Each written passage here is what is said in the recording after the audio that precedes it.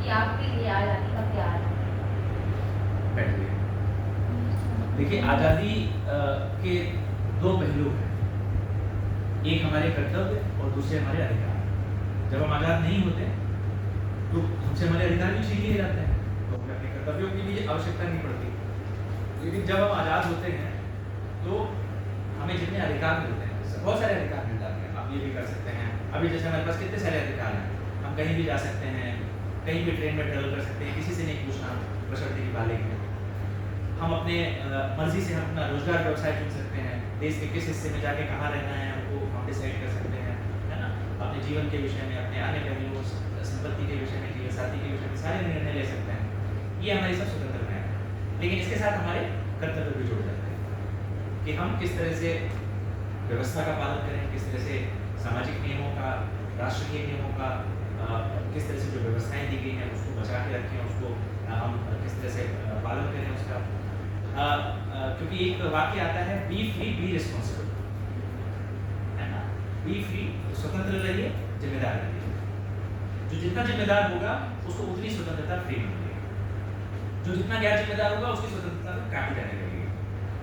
जैसे अगर आप मान लीजिए उदाहरण के लिए सड़क पे गाड़ी चला रहे हैं और आप सारे नियमों के साथ गाड़ी चला रहे हैं, आपने हेलमेट भी पहन रखा है, सब कुछ ठीक है, तो क्या कोई आपको रोकेगा? कोई नहीं रोकेगा। आप बेधड़क गाड़ी चलाइए, आप फ्री हैं, आपको जहाँ जाना है आप फ्री हैं। लेकिन अगर आपने हेलमेट नहीं पहना, गाड़ी चला रहे हैं, नियमों का पालन नहीं, तो क्या होगा? आपकी स्वतंत्रता को वहाँ पे बाधित कर दिया जाएगा। कोई आएगा पुलिस करके आपको रोकेगा, चलो गाड़ी निकालें, चक्कर होगा, राइट। तो वहाँ पे आपकी स्वतंत्रता या आज़ादी आपकी बाधित कर दी जाएगी।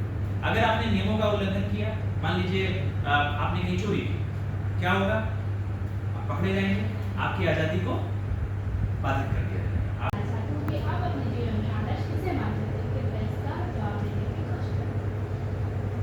देखिए, आदर्श वैसे तो कोई एक व्यक्ति होता नहीं, हमेशा बहुत सारे लोग होते हैं आपके आदर्श।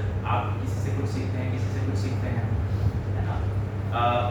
वैसे मुझे ऐसा लगता है कि किसी भी बच्चे के लिए सबसे बड़े आदर्श तो उसके स्वयं अपने माता पिता, बाबा दादी या घर के अन्य, अगर मान लीजिए बड़े भाई बहन हैं, तो सबसे पहले तो वो बनते हैं। और क्योंकि सबसे ज़्यादा आप उसी से सीखते हैं, है ना। घर में आप रहते हैं, आप उनसे बात करते हैं, जैसे उनके आचार व्यवहार संस्कार आचरण होंगे आप उसको पिक करते हैं, तो सबसे पहला आदर्श तो आपके लिए वही बनते हैं।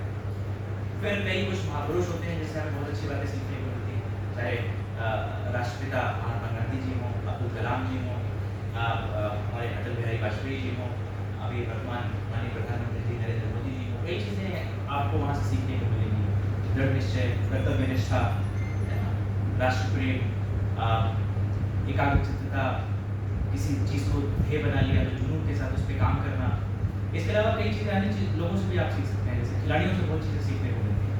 सचिन तेंदुलकर हो गए, आप उनसे सीख सकते हैं कि किस तरह से अपने काम पे ध्यान देके और हम किस मुकाम तक पहुँच सकते हैं।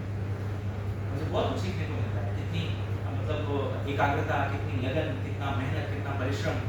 चोट लगी, आप इंजर्ड हुए, वापस आए, है ना।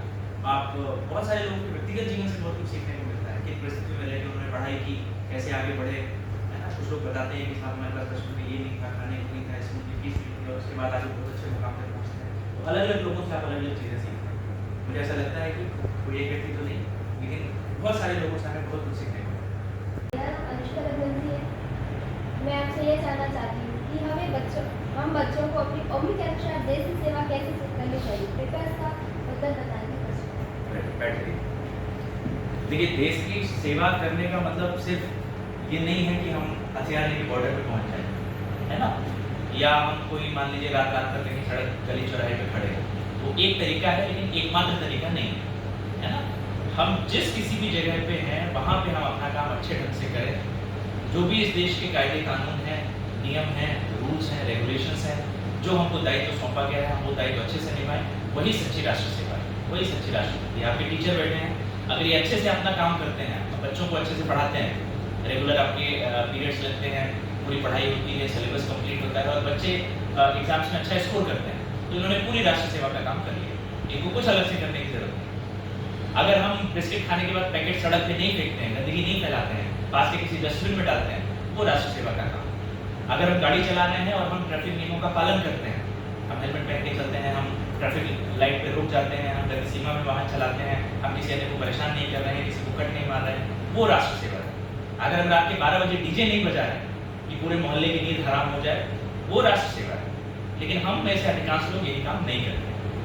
उनसे बोल दो तो नारे लगाने से बहुत आगे आगे आ जाते हैं, ये करा लो वो करा लो। लेकिन जब छोटे छोटे काम की बात आती है कि हम क्या करें, मान लीजिए कोई शिक्षक है उदाहरण के लिए, कोई बैंक में नौकरी कर रहा है ना, कोई पुलिस कर्मी है, कोई आपका मान लीजिए ग्रामीण विकास विभाग में कोई सड़क निर्माण कर रहा है। अब अगर उसने अच्छी सड़क बना दी तो सोचिए उस क्षेत्र का पूरा विकास होगा, है ना। वहीं अगर उसने खराब काम किया तो एक बारिश के बाद सड़क बर्बाद हो जाएगी, फिर उसी परिस्थिति में आ जाएगी, है ना। देश का पैसा भी बर्बाद हुआ और परिस्थितियाँ भी वैसी की वैसी रहेगी। वहीं अच्छा काम हुआ तो पूरा क्षेत्र आर्थिक उन्नति उसमें करता है, उसका लाभ लेता है।